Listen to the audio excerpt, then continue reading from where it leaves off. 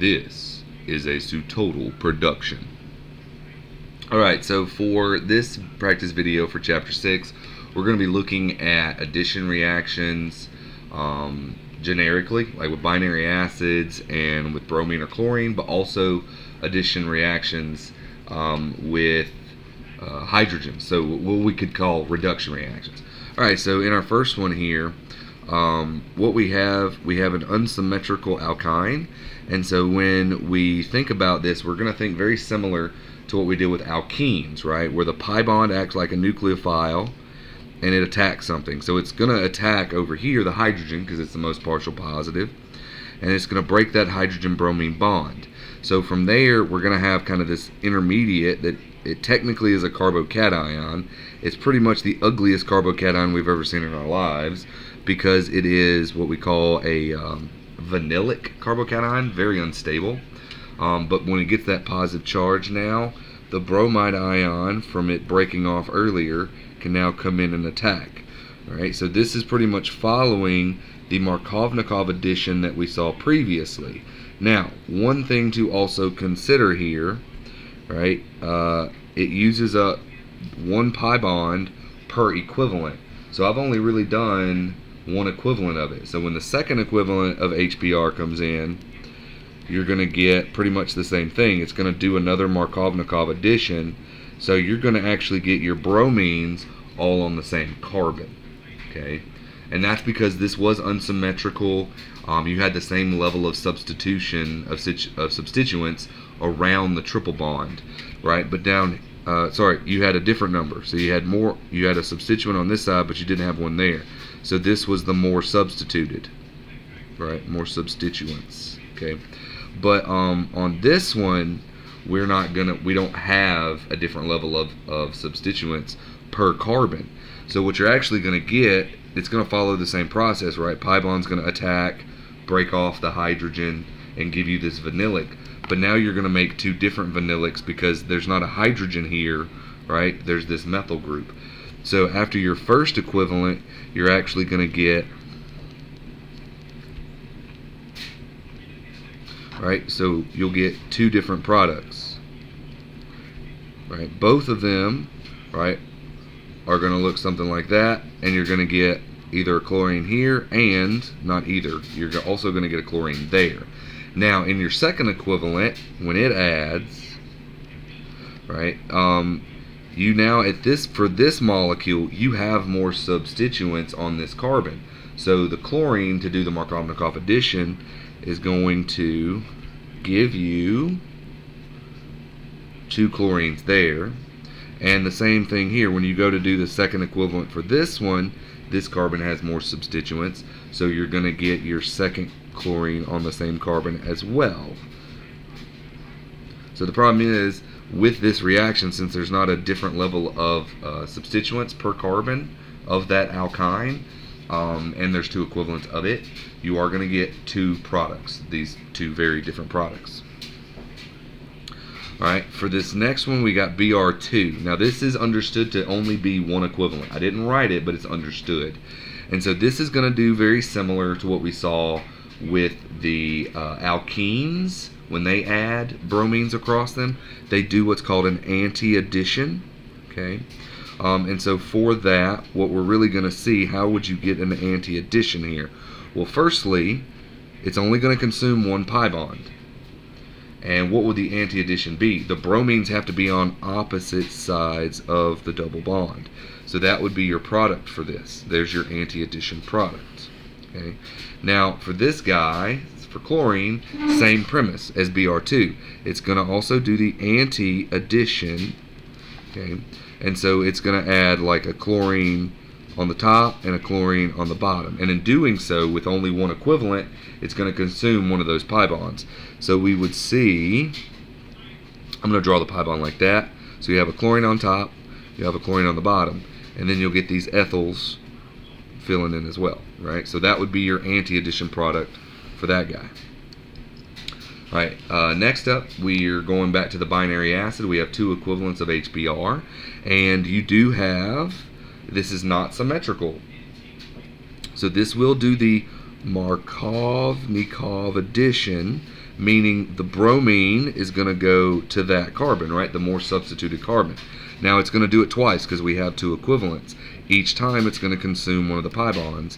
So you're going to get your product, right, as both bromines on this carbon here, right? So that would be your dibromide product, okay? Next up, we have, now this is using two equivalents of Br2. It does technically still do the anti-addition, right? So you'd get some weird kind of anti-addition like this. So if we look at just the first equivalent of Br2, you would get a bromine here and a bromine there. But it does two equivalents. Each equivalent consumes a pi bond. So when you get your second equivalent, you're not really going to worry about the whole anti stuff anymore. What is that? 1, 2, 3, 4, 5. 1, 2, 3, 4, 5. Because you're going to get, I guess we could call this a quadrabromide. Right? You're going to get 4 bromines there instead. Okay? And that's just because you got the second equivalent.